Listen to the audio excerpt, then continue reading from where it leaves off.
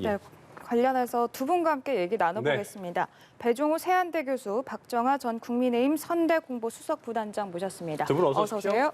네, 예. 안녕하세요. 자, 오늘 국힘도 그렇고요. 민주당도 좀 바쁩니다. 민주당은 비대위 인선 발표 이제 하고 있고, 국힘도 이제 오늘 오후에 발표할 텐데 일단 먼저 국힘 얘기를 좀 해보겠습니다. 인수위, 예.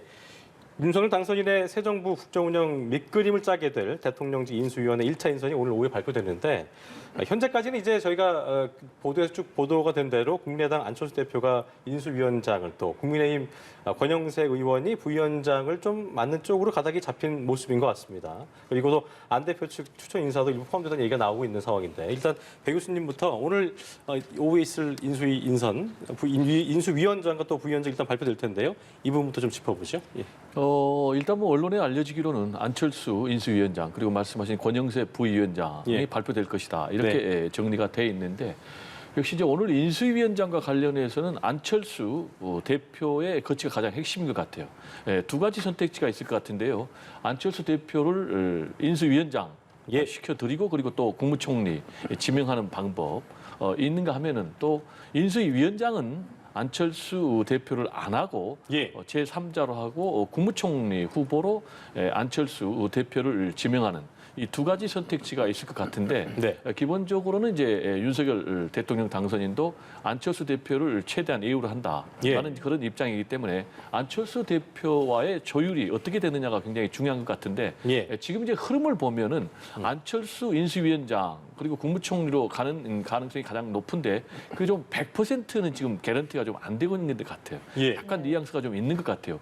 그 부분과 관련해 역시 이제 뚜껑을 열어봐야 되겠는데 예. 인수위원장이 굉장히 중요한 게 앞으로 이제 새 정부의 국정운영 기조를 짜야 되고 예. 그리고 또 출범식도 준비를 해야 돼요. 구체적으로 인선 문제와 관련해서 추천도 하고 검증도 하는 이런 문제가 있기 때문에 윤석열 대통령 당선인 입장에서는 인수위원장 부분에 있어서 자기가 좀 일하기 편한 사람을 쓰고 싶은 그런 부분도 있거든요. 네. 따라서 인수위원장은 100% 안철수 대표가 간다는 그런 보장은 없을 것 같다.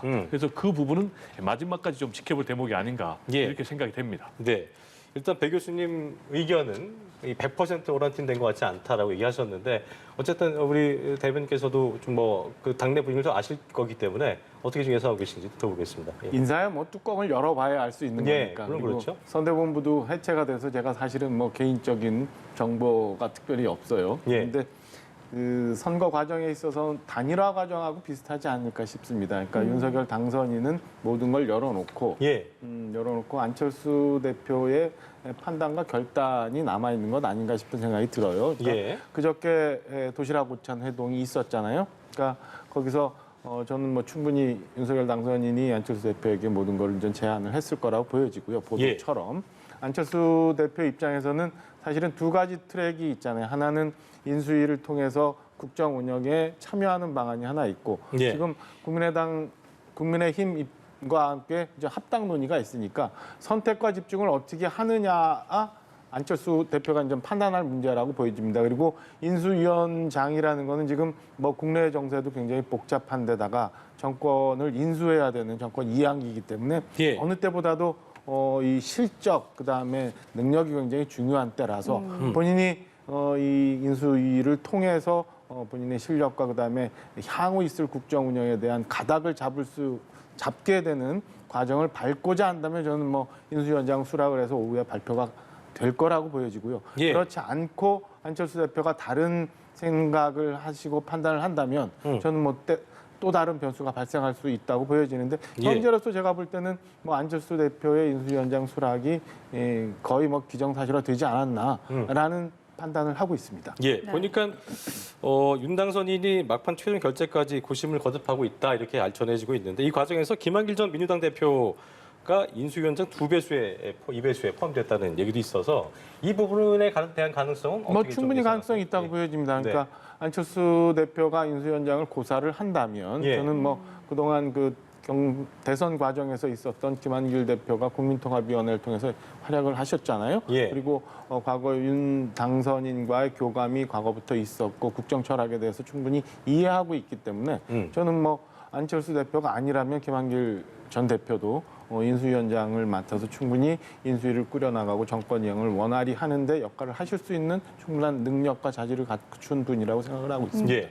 네. 배 교수님 어떻게 좀 보셨어요? 그 부분에 일단 대해서. 김한길 전 대표가 EBS로 거론이 되는 그 이유가 가장 중요한 것은 일단 김한길 전 대표 같은 경우는 이제 국정 운영의 큰 그림을 그릴 수 있는 그런 능력이 있다. 예. 그래서 지금 대통령 당선인 같은 경우도 수시로 전화해서 한기령하면서 연락도 하면서 또 자문을 받는다는 건 아니겠습니까? 네. 그런 부분이 이제 가장 중요한 포인트가 하나 있겠고 그리고 두 번째로는 사실상 민주당이 172석 또 정의당 하면은 180석 정도의 진보 진영 세력이 있기 때문에 극단적인 여소야대 상황이라고 할 수밖에 없거든요. 예. 따라서 아무래도 좀 보수 색채가 상대적으로 좀 옅은 그런 인물을 발탁을 할 가능성이 있다라는 점에서 네. 김한길 전 대표가 계속 거론이 되고 있는 것 같고 그리고 세 번째로는 이 극단적인 여소야대 상황을 돌파하기 위해서는 민주당 측하고 소통이 굉장히 원활한 그런 사람이 또 필요하거든요. 예. 그리고 나중에 또 정계 개편까지 염두에 둬야 되기 때문에 네. 김한길 전 대표가 지금 복수로 언론에서 거론이 되고 있는 것이 아닌가 이렇게 생각이 됩니다. 예. 네. 또 이번에는 이 인수위에 별도의 인사 검증팀을 설치한다고 하는데 초반부터 부실 인사 검증을 차단하겠다 이런 취지로 보이거든요.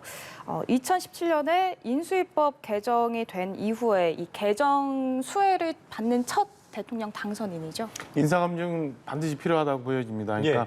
과거 이전 정권 이한기에 보면은 그 인사가 잘못돼서 이로 인해서 새로운 정부의 국정 동력이 굉장히 상실된 경우가 많았어요. 그래서 네. 이번에는 여소야대 전국의 인사청문회가 필요하지요. 혹시 정부 조직 개편이 필요하다면 야당의 협조가 반드시 필요한 상황입니다. 그래서 초기에 원활히 국정 운영 동력을 받기 위해서는 조금의 실수라도 없어야 되는데 그 실수를 가장 할 수 있는 부분이 이제 인사 검증 문제라 저는 인수위에서 인사 검증 파일을 받아서 인사 검증을 통해서 인수위원들 그리고 차기 내각에 들어갈 국무위원 대상자들에 예. 대한 검증이 꼭 필요하고 이 과정이 과거 제 경험에서도 보면은 새로운 정부가 출범하는데 제일 중요하고 실수가 없어야 되는 부분이라 저는 인사검증팀이 구성이 돼서 인사검증이 제대로 되고 이를 통해서 새로운 인물들이 그다음에 국민들이 모두 문제가 없는 새로운 인물들이 나오는 게 야당이 협조를 구하는 길기도 하다고 생각을 합니다. 예. 이게 지금 이제 인수위가 10년 만에 인수위잖아요. 그래서 아까 김은혜 대변인 얘기도 검증 작업을 더 치열하게 하고 있고 속도감은 갖되 확실하게 하자. 이게 기조인 것 같은데 배 교수님 보실 때 이 10년 만에 인수위의 어떤 의미도 그렇고요. 어떤 부분에 좀 방점을 둬야 된다. 이게 중요하다는 게 있을 것 같아요. 좀 들어볼까요? 지금 이제 예. 인사 검증이 굉장히 중요하죠. 그렇죠. 특히 이제 방금 속도감 말씀을 하셨는데 DJ 대통령 당선자 같은 경우는 인수위 기간이 100일 정도가 있었거든요. 예. 거기에 비하면 이제 60일 정도밖에 안 되니까 더 시간이 없는 거죠. 그래서 이제 속도감 얘기를 하는 거고. 네. 역시 이제 뭐 여러 가지 앞으로의 새 정부 국정 운영 기조도 있고 뭐 출범식도 준비를 해야 되지만 중요한 것이 새 정부를 구성을 해야 되기 때문에 국무위원들 검증 문제 또 추천 문제가 굉장히 중요하거든요. 만약에 검증이 좀 부실해 가지고 낙마를 할 경우에는 출범부터 굉장히 꼬일 수가 있단 말이에요. 예. 특히 아시겠지만 뭐 0.7% 24만 표 차에 최소 표 차로 당선이 됐고 극단적인 여소야대 상황이고 그리고 네거티브로 가다 보니까 지금 여야가 치열하게 격돌하는 그런 상황이기 때문에 지금 인사 검증에 실패해가지고 그게 이제 새 정부 출범에 부담이 되면 안 되겠다라는 이제 그런 문제 때문에 지금 정부 지금 인수위법 예. 개정에 따라서 검증 문제에 지금 제가 볼 때는 뭐 최선을 다할 것 같고요. 실제로 박근혜 정부의 초대 국무총리 후보자가 김용준 헌법재판소장이었는데 결국 뭐 아들 병역 의혹 문제 그렇죠. 그리고 또 뭐 부동산 투기 의혹 가지고 뭐 지명 5일 만에 낙마를 했거든요. 네. 그런 부분을 없애기 위해서 지금 이제 김은혜 대변인도 이 부분에 대해서 굉장히 방점을 두고 얘기를 네. 한 것이 아닌가 생각이 됩니다. 10년 전 이명박 정부 때 그때 출범 당시에 또 인수에 계속했었기 때문에 지금 말씀하신 것처럼 배 교수님 말씀처럼 인사 검증이 제일 중요한 부분인데 그럼요. 여기서 좀 더 신경 써야 되는 그런 부분들. 그러니까 아까도 이제 박근혜 정부 때도 그런 초기에 그런 부분이 있었기 때문에 어떤 부분을 좀 신경을 써야겠다는 게 있으실 것 같아요. 일단은 과거 이명박 정부 때 보면은 대통령은 당선이 돼서 취임식을 갖고 첫 예. 국무회의를 하는데 정부 조직 개편안도 제대로 통과가 안 됐고 과거 노무현 대통령 때 임명됐던 장관들이 국무회에 배석하는 경우도 있었어요. 그렇다면 국민들이 볼 때는 굉장히 어려운 경우죠. 그러니까 저는 이게 지금 가장 중요한 여야 간 협치의 이 계기 바로미터라고 보여지는데요. 인수위 과정 통해서 대통령이 정식으로 취임하기 이전에 예. 인수위에서 구상했던 정부 조직 개편안 그리고 각종 국무위원들의 명단 이 예. 인사청문회가 여하이 여야 간의 협의를 통해서 잘 진행이 되느냐가 굉장히 중요한 부분이라고 봐요. 그래서 새로 정권을 맡게 되는 국민의힘 윤석열 당선인 입장에서도 예. 민주당의 협조가 필요하고 그렇죠. 민주당도 사실은 어쨌든 대선 결과가 나왔으니까 이에 맞춰서 새 정부가 제대로 출범하게끔 도와줘야 되는 상황도 있고 그래서 여야 협치가 여기서 어느 때보다 중요한 모델이 될 거다. 그리고 말씀드린 것처럼 만약에 기형적인 형태로 출범하는 어정쩡한 상황이 또다시 된다면 결국에는 뭐 국가와 국민들한테 이게 정치권이 또 빚을 지는 경우가 있기 때문에 저는 뭐 인사검증도 철저히 해서 정말 모든 국민이 환영할 수 있는 인물을 내놔야 되고 네. 이에 따라서 괜한 시비가 붙지 않고 해서 원활하게 5월 10일 날 정부가 출범할 수 있도록 여야 간의 협치를 보여줄 수 있는 그래서 국민 통합의 계기가 될 수 있는 그런 모델이 될 수 있다. 그리고 그걸 잘 만들어가는 게 인수위와 그다음에 지금 현재 이제 민주당 모두 다 갖고 있는 정치권의 과제다 이렇게 네. 말씀드릴 수 있습니다. 지금 우리 박 전 대변인께서 얘기해 주신 것처럼 대선 때 어떤 그런 박빙의 당선율이 얘기해 준 그 득표율이 얘기해 준 것처럼 여협치의 첫 시험대가 될 수 있는 부분일 수 있겠네요. 그죠? 당연하죠. 지금 이제 인사가 만사라는 것 아니겠습니까? 그래서 지금 윤석열 대통령 당선인이 새 정부를 국민통합 정부로 가겠다. 그래서 대통합을 굉장히 강조를 했지 않습니까? 그렇죠. 그럼 대통합의 첫 걸음이 결국 이제 새 정부의 구성을 어떻게 하느냐에 달려 있단 말이에요. 그래서 대탕평에 그런 이제 인사를 해야 되는데 예. 그럼 대탕평의 인사의 원칙은 진영을 뛰어넘는 그런 인사를 해줘야 되거든요. 네. 따라서 이제 그 인사를 통해서 지금 대변인께서 말씀하신 여야의 협치도 시작이 될 텐데 그게 이제 과연 실천으로 이어질지는 이제 상당히 좀 두고 봐야 되겠고 지금 저 민주당의 인사를 상당 부분 발탁하겠다라는 거지만 지금 민주당의 이탈 세력 중에 상당 부분 발탁을 할 경우에는 민주당 입장에서 보면 이제 배신자다. 이렇게 그런 생각을 하기 프레임이 될 때문에 수도 있겠죠. 과연 이제 이런 부분이 대탕평으로 해석이 될 건지 그리고 협치의 시작이 될 건지도 굉장히 중요하고요. 역시 이제 지금 뭐 인사와 관련해서는 계속해서 강조하고 있는 것이 일 중심, 능력 중심으로 하겠다는 것 아니겠습니까? 그러면서 지역 균형 인사도 없고 그리고 여성 뭐 발탁 인사도 없고 오직 이제 능력주의에 입각해서 전문성을 따지겠다 이렇게 얘기를 하고 있는데 그럴 경우에는 저는 개인적으로 좀 염려가 되는 것이 일단 능력주의가 과연 공정한가라는 부분에 대해서는 전문가들 입장에서 상당히 좀 논란이 되는 그런 부분. 그리고 지금 양극화 불평등이 굉장한 사회적인 문제, 국가적인 문제가 되고 있는 상황에서 다양한 이해관계를 어떻게 반영할 수 있을지 이런 부분이 좀 숙제가 아닌가 생각이 좀 됩니다. 예, 네. 알겠습니다. 배 교수님께서는 어쨌든 이 부분에 있어서 염려된다라고 말씀을 해주셨는데 이게 윤 당선인의 인사 스타일이라고 볼 수 있을지 여기에 대해서 염려되신다고 말씀해 주셨는데 어떻게 보시는지요? 뭐 충분히 감안을 하고 있을 거라고 보여집니다. 지금 대선 결과에서 봤듯이 제가 보면은 국민들은 정권 교체에 대해서만 표심으로 허락을 했지 나머지 국정 운영 동력에 대해서는 윤 당선인 국민의힘이 몫으로 남겨줬어요. 그러니까 네. 초반부터 국정 운영 동력을 만들어내기 위해서는 저는 그 과거 민주당 정부가 보여줬던 독선, 오만 이런 것들이 없어야 되거든요. 그렇다면은 지금 뭐 인사위에서 여성 할당제나 아니면 지역 할당제를 배제하겠다고 하는 것은 그게 인위적이고 자기적인 인사를 안 하겠다는 거지 예. 능력에 따라서 그다음에 꼭 필요한 인사는 얼마든지 진영을 가리지 않고 뽑아서 발탁하겠다는 의미이기 때문에 저는 인수위 논의 과정 그다음에 윤 당선인의 구상에 따라서 첫 내각에 대한 구상 뭐 이런 것들을 보면 저는 결국에 국민들이 판단할 거고 국민들의 뜻에 반하는 그런 인사는 없을 거라고 보여집니다. 향후도 저는 뭐 이런 식으로 간다면 네. 내각 구성, 청와대 인선 모두 다 국민들의 저항이나 국민들의 뜻에 반하는 그런 것들은 없고 국민들과 국가가 잘 나갈 수 있는 대선에서 국민들이 보여줬던 뜻을 잘 받드는 그런 인사를 할 거라고 저는 믿고 있습니다. 예.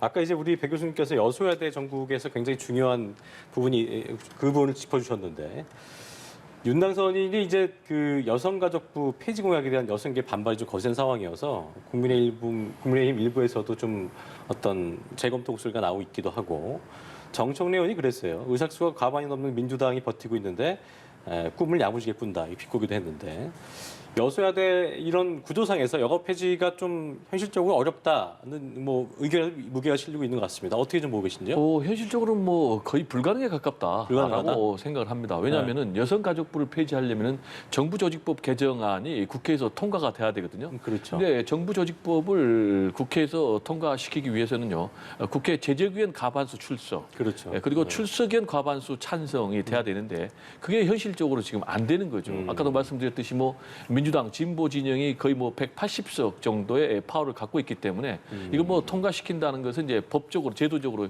현실적으로 불가능하고요. 지금 당장 국민의힘 내부에서도 여성가족부를 폐지하면 안 된다라는 그런 반론의 목소리가 지금 만만치 않거든요. 예. 그리고 이번 선거 과정에서도 여성들의 집중적인 반발 때문에 0.7%포인트의 우리 헌정사상 최소 득표를 했거든요. 지금 이제 선거가 끝났는데도 뭐 2030 여성들이 민주당에 뭐 2만 명 정도 입당을 하고 있다고 하는 것 아니겠습니까? 예. 그리고 뭐 일부 온라인 커뮤니티를 중심으로 여성들이 야, 이렇게 되면은 우리는 윤석열 정부에서는 애를 안 낳겠다라는 뭐 그런 반발 움직임까지 보이고 있기 때문에 예. 제가 볼 때는 무리해서 이 문제를 추진하지는 않을 것 같고요. 또 실제로 과거 이명박 정부에서 여성가족부 폐지 또 그리고 뭐 통bil 폐지를 추진하려다가 예. 역시 현실적인 벽에 부딪혀서 못한 적이 있거든요. 그래서 결국 기능을 어떻게 필요에 맞게 조정을 할 것인가, 네. 그리고 또 필요에 맞게 강화를 할 것인가 이런 부분에 따라서 당초에 윤석열 당선인이 내놨던 양성평등부 이런 식으로 해서 우리 사회에 필요한 방향으로 조직법을 개정을 한다면은 뭐 민주당에서도 충분히 협조하지 않겠냐 이런 생각이 좀 듭니다. 네, 박 전 대변인 의견도 좀 들어보겠습니다. 아주 중요한 대목이라고 봐요. 네. 그러니까 정청래 의원처럼 지금 뭐 야무진 꿈이라고 표현하는 게 과연 국민들한테 얼마나 받아들여질지. 그렇죠. 그리고 간발의 차이지만 최선을 다했고 결과에 흔쾌히 승복했던 이재명 후보의 뜻에 맞는 건지 한번 돌아볼 필요는 있다고 봅니다. 아까 제가 정부 출범에 맞춰서 여야의 협치가 어느 때보다도 중요하다고 생각을 한다고 말씀드렸던 게 이런 부분인데요. 여성가족부에 대해서는 그동안 뭐 역할에 대한 그 긍정적인 면도 있었지만 물론 부정적인 면도 많아요. 그리고 국민들 사이에 이런저런 논란이 많은데 인수위 과정을 통해서 여성가족부가 그동안 해왔던 기능과 역할을 잘 분해해서 분석을 해가지고 좀 더 나은 방향으로 갈 수 있는 여러 가지 방법이 있거든요. 뭐 예. 보건복지부 그다음에 행정안전부에서 했던 기능 쪽으로 기능을 좀 더 보강을 하고 아니면 여성들에 관한 문제는 또 다른 문제를 해결할 수 있는 방법이 있기 때문에 예. 인수위에서 정부 조직 개편안과 관련해서 논의와 협의가 끝나고 나면 저는 야당과의 협의하는 과정이 분명히 있을 거고 협조가 필요한 상황인데 이에 이성적으로 합리적으로 국민들이 원하는 방향으로 판단해 줘야지 저는 뭐 여권 일부에서 정청래 의원처럼 저렇게 비아냥되는 듯한 식의 반영을 나오는 거는 저는 어떤 경우든 저는 국민적 저항에 부딪힐 수밖에 없는 경우라 저는 인수위에서도 야당의 협조를 잘 구해야 되지만 야당도 정부가 새로 출범하는데 괜히 발목 잡기식 비판 그다음에 반대하는 듯한 네. 모습을 보이면 그거는 좋은 결과로 귀결되지 않을 거다라는 말씀을 분명히 드립니다. 예. 말씀드린 대로 김은혜 대변인의 말대로 오늘 오후에 이제 인수위원장과 부위원장부터 시작해서 인수위가 발표가 될 텐데 아까 이제 얘기했던 대로 이제 저희가 뭐 다시 한번 말씀드리겠습니다만 굉장히 신중하게 하고 있고 정실일사, 인사, 밀실 인사 배척해서 보여주기 식의 인사쇼는 지향하겠다고 했던 만큼 오후에 어떤 인사가 나올지 저희가 관심 갖고 지켜보겠습니다. 네네. 당 재정비 쇄신에 대해서 책임질 비대위 구성을 매듭 짓겠다 이런 이야기를 했습니다. 또 박지원 위원장의 결단과 행동은 민주당에 필요한 정신이라면서 공동 비대위원장의 N번방 추적단이었던 박지원 위원장을 선임했다 이렇게 전했고요. 그렇습니다. 이번에는 이 대선 패배 이번 대선 패배에 대해서 새로운 민주당을 만들라는 차측으로 알겠다면서 겸손과 성찰 원칙으로 모든 것을 바꾸겠다 이런 이야기까지 좀 전해왔습니다. 예, 저희가 비대위 인선이 어떻게 이루어질지 좀 궁금했었는데 먼저 배 교수님께 여쭤보겠습니다. 공동 비대위원으로 좀 당초 예상이 됐었는데 N번방 추적단 불꽃활동가 출신의 20대 박지형 여성위원회 부위원장이 공동위원장이 됐습니다. 어떻게 좀 뭐 해석을 해야 될까요? 최근에 지금 윤호중 원내대표를 비대위원장으로 하는 이 체제 변환에 대해서 상당히 내부에 진통이 심각했잖아요. 그렇죠. 예. 그러다 보니까 더욱더 쇄신과 반성, 성찰 이런 부분에 색채를 강하게 한 것 같아요. 새로운 말씀하신 인물에 대로 대한? 그렇습니다. 보니까 이제 크게 특징이 세 가지예요. 하나는 2030 젊은이들을 비대위원회에 대거 절반 이상 포함시켰다라는 게 하나 있고요. 두 번째는 여성을 굉장히 공동위원장까지 포진시켰다. 그리고 세 번째로는 원외 인사를 대거 보강했다. 보니까 원내 국회의원은 2명이고 원외 인사가 5명이거든요. 그리고 말씀하신 대로 박지연 여성활동가죠. 이분을 윤호중 비대위원장과 공동으로 한 이유도 결국 이제 쇄신과 성찰, 반성에 방점을 두고 이렇게 한 것 같은데 방향은 제대로 된 것 같아요. 근데 방향은 잘 잡혔다. 방향은 잘 잡혔다라고 봅니다. 근데 문제는 윤호중 비대위원장에 대해서 아직도 당내에서 반발이 굉장히 심하거든요. 김두관 물론 이제 의원이 굉장히 비판도 했고요. 그렇습니다. SNS 통해서. 대체적으로는 현실론. 그러니까 이제 앞으로 지금 지방선거가 6월 1일이니까 80일 정도 남지 않았는데 그럼 그 사이에 또 외부의 비대위원장을 데려와 가지고 선거를 치를 수 있겠느냐라는 이제 그런 현실론 때문에 갔는데 예. 그럼에도 불구하고 지금 내부의 갈등이 온전히 이 비대위 오늘 출범과 관련해서 사그라들 수 있을 것이 상당히 좀 미지수단 말이에요. 그게 무슨 얘기냐? 25일 날 새 원내대표가 나오거든요. 예. 그럼 이제 당내 전체적인 메시지는 뭐냐면 그러면 새 원내대표가 비대위원장을 모셔오는 것이 가장 이상적이긴 아니냐. 왜냐하면 윤호중 원내대표 같은 경우도 어쨌든 대선 패배의 책임을 져야 되는데 왜 그 사람이 당내 중요한 지도부의 일원인데 남아있느냐라는 이제 이런 문제 제기를 하고 있기 때문에 이 문제는 뭐 이렇게 굉장히 비대위원회 구성이 굉장히 바람직한 방향으로 갔다 할지라도 계속해서 진통이 남아있을 가능성이 높다 이렇게 봅니다. 교수님은 3자시기 때문에 밖에서 네네. 보는 관점, 3자 관점으로 왔을 때도 윤호중 원내대표의 잔류는 어떻게 좀 보세요? 그 부분이. 저는 개인적으로 일단 원칙에는 맞지 않는다고 보는 않는다? 거죠. 왜냐? 대선에 패배를 했잖아요. 0.7%포인트 차든 뭐 더 적은 차든 어쨌든 결과적으로 패를 했다. 패배했고 그러면 책임을 져야 되는 거예요. 그래서 이제 송영길 대표 그리고 또 함께 일했던 최고위원 다 물러났잖아요. 근데 원내대표가 왜 안 물러나냐 이거죠. 이 부분에 있어서는 국민들이 좀 동의하기 어렵고 이 부분과 관련해서는 반성과 또 처절한 쇄신의 메시지라고 전달되기 좀 어렵다라는 게 저의 개인적인 생각입니다. 네, 이 질문을 우리 박 전 대변인께 넘겨보겠습니다. 예. 네. 제가 볼 때는 글쎄요, 먼저 치열한 대선전을 치르고 뭐 지금 쇄신하고 수습하려고 하는 민주당에 대해서 제가 뭐 말씀을 드릴 건 아닌데 네. 5년 만에 정권이 교체된 건을 한번 봐야 될 것 같아요. 그러니까 5년 만에 정권이 교체된 여러 가지 이유 중에 국민들이 볼 때는 국민의힘이 제대로 돼서 비판하고 견제하고 하는 역할을 제대로 했다면 이렇게 거대 여당의 모습으로 독주와 오만을 했을까라는 면에서 보면 저는 민주당이 빨리 수습돼서 지금 새로 출범하는 윤석열 당선인의 정부가 제대로 갈 수 있게 견제하고 비판해야 되는 역할을 해야 된다고 보거든요. 그리고 예. 170석이라는 국회 다수당을 차지하고 있는 상황에서 민주당이 해야 될 이 시대의 역할도 있기 때문에 저는 뭐 어떤 방식이든 빨리 수습이 돼서 민주당이 제 모습으로 그래서 정부가 잘 갈 수 있도록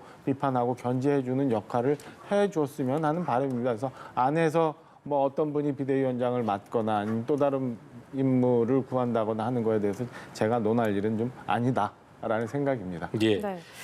그러면 이 질문 한번 들어보겠습니다. 이 브리핑을 통해서 들은 이야기는 대선 패배에 대해서 새로운 민주당을 만들라는 채찍으로 받아들이겠다 이렇게 이야기를 했었는데 앞으로의 그렇다면 이재명 전 지사의 향후 행보에 대해서도 좀 주목이 되는 부분이거든요. 과거에는 좀 낙선한 후보들이 이제 패배 책임을 떠안고 한동안은 좀 조용히 이렇게 지냈던 모습을 보였었는데 이번에는 어떻게 될지 좀 말씀드렸던 것처럼 신승이지 않았습니까? 그렇기 때문에 앞으로의 이재명 전 지사의 행보가 어떨지도 관심이 쏠리고 있거든요. 어떻게 보십니까? 뭐 일단 뭐 이재명 전 후보 같은 경우는 일단 58세로 젊습니다. 예. 그리고 말씀하신 대로 0.7% 네. 포인트 차에 석패했거든요. 그리고 이제 얻은 득표가 지금 이번에 빼고 이전에 대통령 당선인들보다 훨씬 더 많은 표, 1,600만 표가 넘었거든요. 그리고 이제 정권 교체 여론이 10%포인트 이상 높은 여론을 감안한다면은 이재명 후보의 인물 경쟁력은 상당히 인정받은 것이다. 따라서 비록 졌지만은 굉장히 잘 싸웠다라는 부분. 그리고 또 하나 더 얘기하면은 그러면 이제 민주당의 이재명 전 후보를 제외하고 새로운 대권 주자가 있느냐라는 부분과 관련해서 이렇다 할 대안이 없기 때문에 이재명 전 후보 같은 경우는 차기 대통령 선거에 도전할 가능성이 높을 수밖에 없고요. 그렇다면은 어떤 경로를 선택하는 것이 가장 이상적인 선택이겠는가라는 것과 관련해서는 뭐 그러니까요. 말씀하신 대로 김대중 전 대통령 같은 경우도 뭐 잠시 영국으로 갔지 않습니까? 네. 그렇지만은 문재인 대통령 같은 경우는 당권을 거머쥐고 그걸 기반으로 해서 대선 재수해가지고 성공한 그런 케이스거든요. 따라서 지금 이재명 전 후보 같은 경우도 이 문재인 모델을 밟을 것이 가장 가능성이 높다. 그러니까 이런 얘기가 전당대회에 나오거든요. 나올까요? 네, 그렇다면 이제 8월 전당대회 때 지금은 나올 지선에서 가능성이- 나오지 않고. 예, 그렇습니다. 예. 지금 이제 일부에서 뭐 김두관 의원이 얘기하는 비대위원장을 맡아서 지방선거를 그렇죠. 전면에서 총지휘한다. 이건 뭐 이재명 후보 측에서도 얘기를 안 하고 있고 실현 가능성이 없다고 봅니다. 왜냐? 지금 이번에 대선 결과를 보면은 PK 지역에서도 졌거든요. 그리고 충청도 지역에서 졌거든요. 강원도 지역에서 졌거든요. 이렇다면은 6월 1일 지방선거 결과가 나와봐야 되겠지만 굉장히 좀 암울한 결과.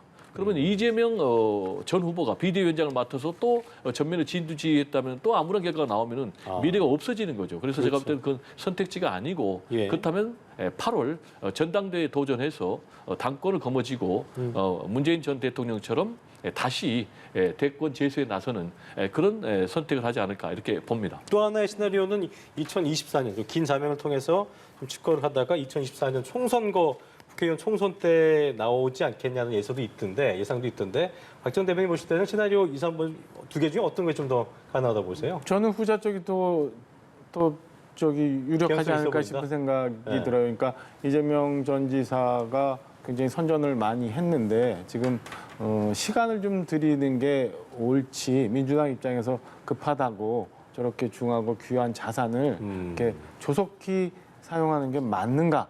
라는 생각이 듭니다. 그래서 저는 지금 민주당 내부의 수습이 어느 정도 가닥이 어떻게 잡힐지 모르겠습니다만은 자체적으로 수습과 가닥을 잡고 야당으로서 바로 서는 상황을 맞고 이후에 저는 이재명 전 지사 같은 경우는 본인 전 정리하고 새로운 길을 모색할 수 있는 시간을 주고 난 다음에 이재명 지사가 다시 복귀하는 게 본인을 위해서도 그다음에 민주당을 위해서도 좋지 않나라는 생각이 듭니다. 국민들한테 1,600만 표 이상의 표를 받으면서 기대를 받았던 예. 정치적 자산을 바로 지금 급하게 써서 또 다른 위험 속으로 갈 수 있게 쓰는 것은 저는 글쎄 민주당 입장에서도 꼭 좋은 건 아니다라는 생각입니다. 제가 짧게 예, 첨언을 첨언해 하면요. 주시죠. 지금 예. 앵커께서 말씀하신 대로 당권 도전 5와 또는 뭐 2024년 국회의원 선거 둘 중에 하나의 양자택일의 문제가 아니고 둘 다 할 가능성이 저는 제일 높다고 봅니다. 일단 말씀하신 대로 2024년에 국회의원 선거를 선택을 한다면은 그동안에 공백 기간 너무 길게 되는 거죠. 그러면은 일단 잊혀질 가능성이 있고 그리고 또 지금 윤석열 정부에서 뭐 검찰을 중심으로 혹시 공격을 해야 할 가능성도 굉장히 높기 때문에 예. 이재명 전 후보 입장에서 뭔가 방어막이 필요하거든요. 그리고 무엇보다도 본인 입장에서 지금 영선에 이번에 국회의원 영선의 그런 이제 도전자였기 때문에 아무래도 국회의원들과의 좀 스킨십도 필요하고 당내 권력을 장악을 할 필요가 있기 때문에 제가 볼 때는 뭐 둘 다 둘 다. 선택하는 그런 선택지를 하지 않을까 이렇게 좀 생각이 됩니다. 예. 네. 그리고 이 지방선거가 이제 80일 앞으로 그렇습니다. 다가왔습니다. 예. 지방선거 얘기를 한번 해보자면 윤석열 정부가 출범한 후에 이제 3주 만에 치러지는 지방선거여서 이게 대선이랑 어느 정도 좀 연동이 될 수밖에 없다 이런 이야기가 나오고 있는데 전체적인 이 지방선거 분위기는 어떻게 보시는지요?